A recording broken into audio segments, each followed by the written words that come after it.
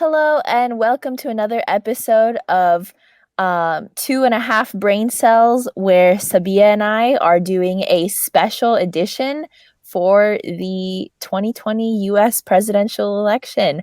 For anybody who's been following, it has been quite the ride, and we have a lot of thoughts about it. Yeah.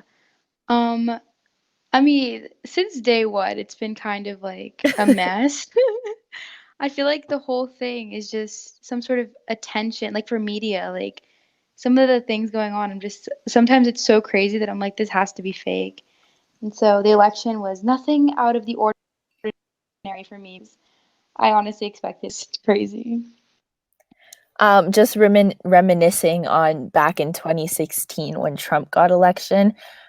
What did I even say? When Trump got elected, I remember super distinctly, like it was yesterday, one of the girls from our high school coming to school with Trump 2020 like button pins and passing them out in the hallway, and just seeing all of the girls, like, little high school girls that had not been into politics previously, walking around with Trump 2020 pins on their backpack and just like completely breaking down like before one of my classes. Yeah.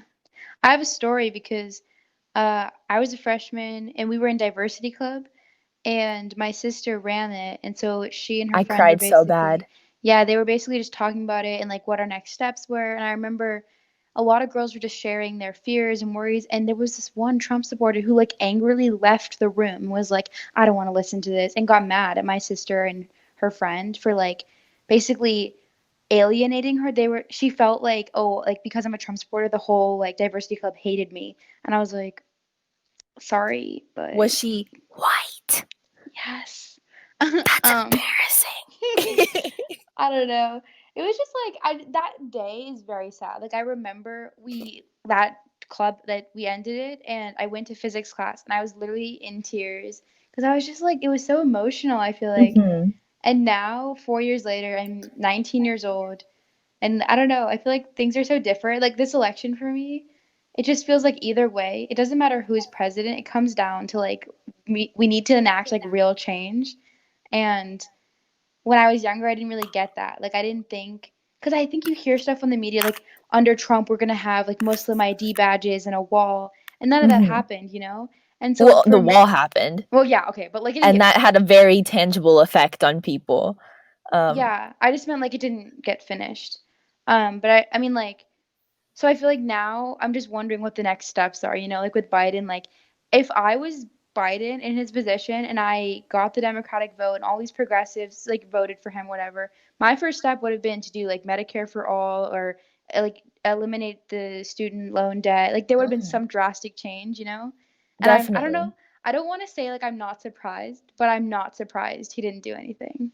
Well, okay, a couple things about that. First one is that I don't think he's going to have a House majority when Georgia finishes those runoff elections. Nothing he tries to do is going to get past the courts or through the House or through the Senate. So we're going to have Hmm. basically 4 years of Biden pretending to be civil, and then it's just going to Right. be like, well, like it's not going to be, I feel like, actively good for the country, but at least he won't be tweeting at 3 a.m. from the toilet.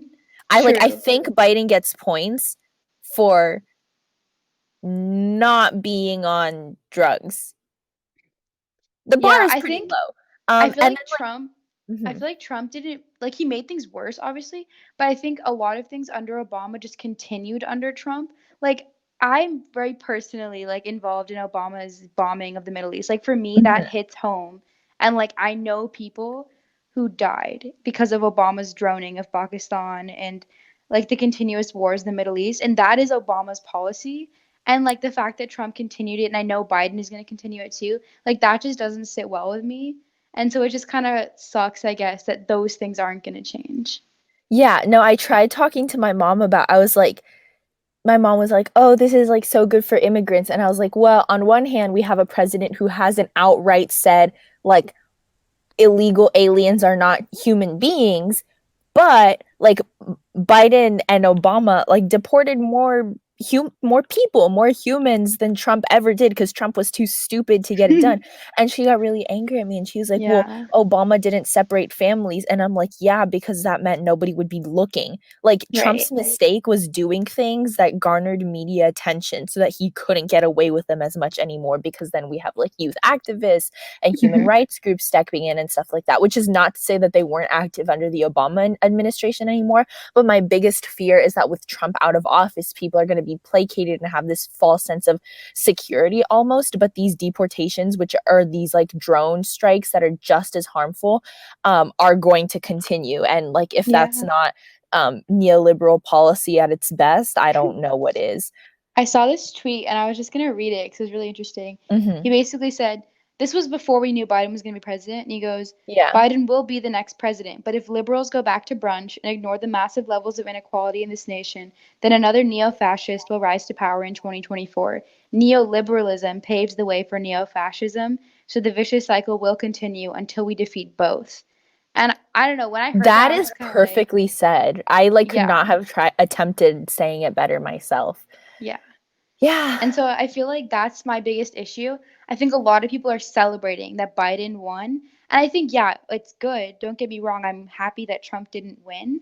But at the same time, I don't think it's a cause to like go throw a party and be like, we solved racism, because those problems, like, they still exist. And I think it's, I don't know, to me, I feel almost like a little sad that people are like almost moving on. Like I remember this Mhm. actor tweeted like go vote blue or go vote for Biden so I can go looking at cat videos again. And to me I that's saw like that tweet. yeah, and it's so That's the disrespectful biggest because issue. you're literally yeah, because you're literally saying like okay, as long as the Democrats are in charge, I don't care. I've done my part. And you haven't even begun to like scratch the surface of all the problems that exist. And so like we need to continue to like follow policies, hold our representatives accountable, and I feel like that's the biggest thing.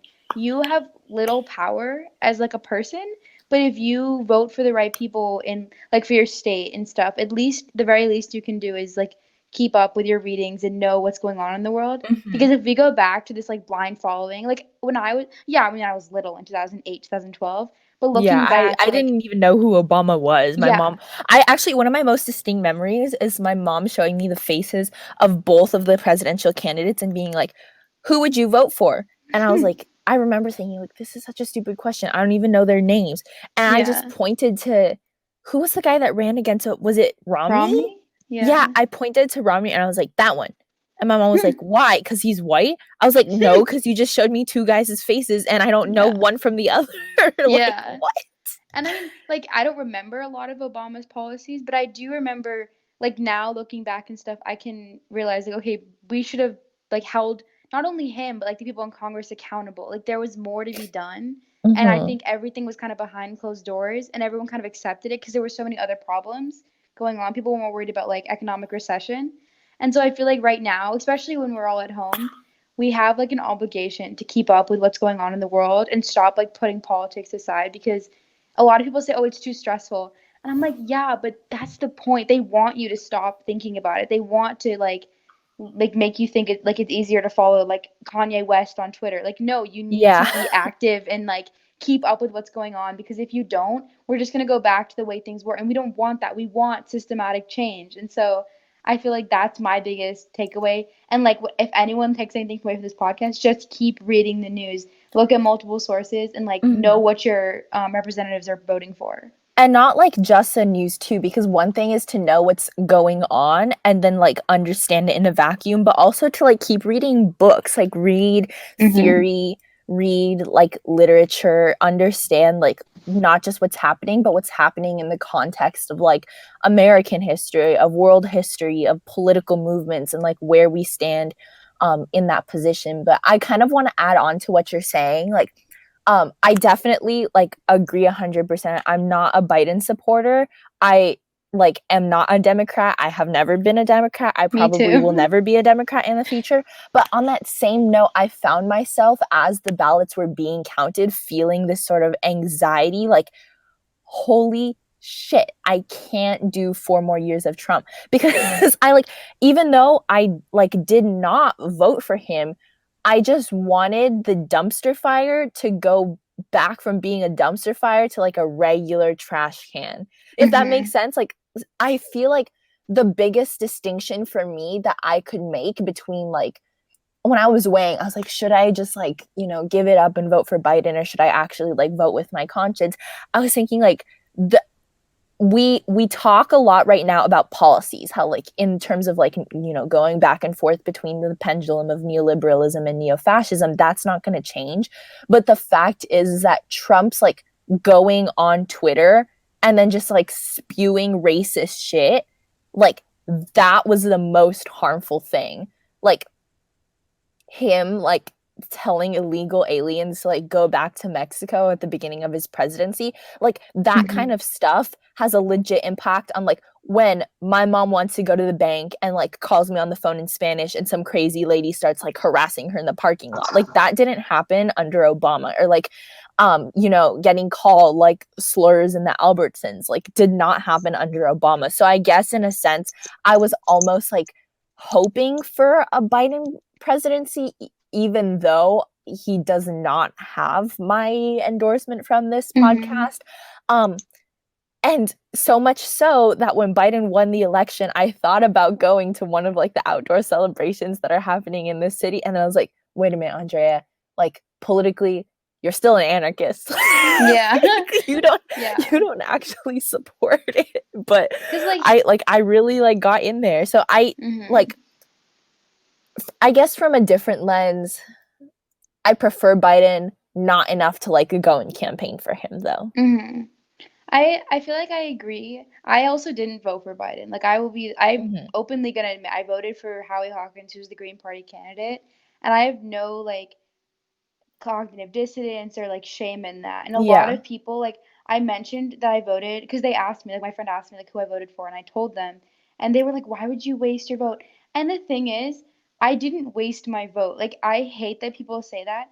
I would rather have voted, like, third party in good conscience Mm-hmm. than be complicit in, like, whatever Biden or Trump did. Like, like, I don't wanna be associated with either of them, but yeah, I guess I'm happier that Biden won. But at the same time, like, I wouldn't have voted for him, and I didn't, like Mm-hmm. Um, I had a question for you, but it just escaped my mind. Oh, I was thinking the other day about like I just want to talk for this about like one more minute and then like let's actually talk about Biden's policy and whether Yeah. we think anything is really going to get through. But um I have this theory that like there's really two different camps of how people think about voting. It's whether you think voting, or I mean of the people that do vote, obviously excluding people like Jehovah's Witnesses and then like anti-status, but people who think voting is a civic duty and people who think voting is an expression of free speech. And a lot of people think voting is both of those things, but really when you think about it, I think you can only pick one and there's no overlap whatsoever, because the people who think voting is a civic duty kind of file it under the same camp as like paying your taxes or doing jury duty. It's something that you have to do because it like oils the gears of democracy, because of the impact that it has on the election.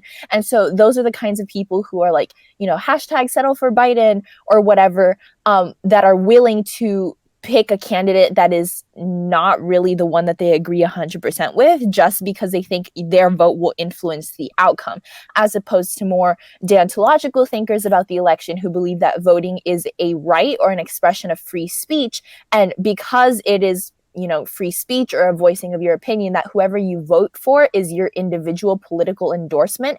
And that's why you can see things like abstaining from voting as not being apathetic, but just like a legitimate form of political protest, or voting third party, even though that candidate isn't going to win, is also something like legitimate that you can do if that's how you think about voting. And I just feel like like the split that we have between like, Bernie turned Biden supporters is just like what we fundamentally think about voting and not how much we support or don't support whoever the candidate is. And that's not going to Mhm. change into the future. Yeah. I was gonna say it's kind of unfortunate, but I feel like again, it's by design. It like in a scenario, like let's say you work 40 hours a week at a grocery store and your biggest concern in life is how am I gonna feed my family of five in this low income area? Like, like when you have priorities like that, voting is the least of your concerns and politics is the least of your concerns because you have to worry 24/7. Like you go to your job, then you worry about your kids, their homework, their like school life, their food. Like that is your priority for so long, right? And so I feel Unless like so that is the normal situation when politics is boring.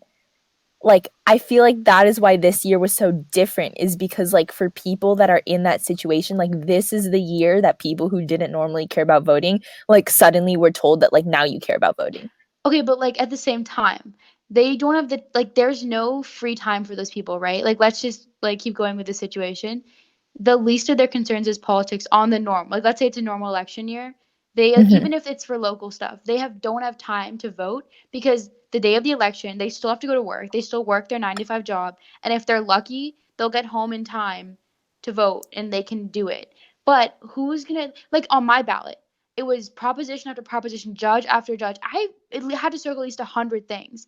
And Yeah. if I'm not educated enough or have the time to research, I'm not going to vote. And I feel bad for those people and I don't blame them for not wanting to vote. And that's when I think like it can't be a civic duty because it's not the government doesn't want it to be. Because if they really wanted you to do it like paying your taxes, they would designate the day and like give it a Make it a 2 federal off. holiday. Yeah, Everybody would get mail-in ballots.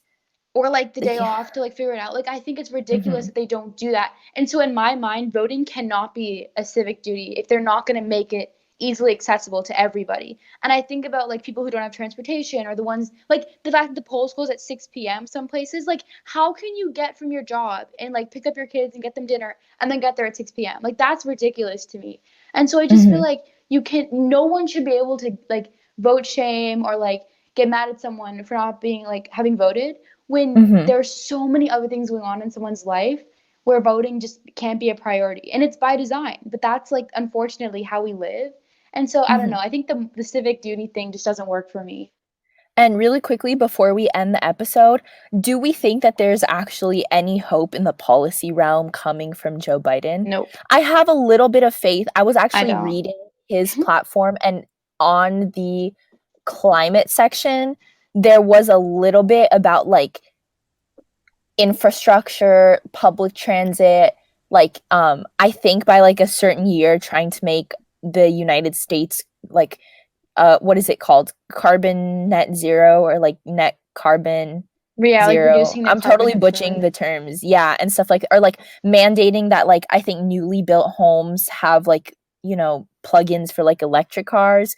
But I mean, she's up against the automotive industry. I don't know how that's going to get done. And Also, that's a like pretty big the fact lobbying that the power. DNC was able to like get AOC to vote pro fracking just gives me like no hope because even someone like her, like she's a Mhm. progressive, like like I have a lot of faith in her to this day, I do, but I know that she has to play the field. Like she can't just vote crazy because the DNC is gonna get mad. Yeah. And so I feel like Biden, even if he that was on his platform, he's not gonna do it. And so I feel like, and also because Democrats lost their seats, like I just don't see much happening.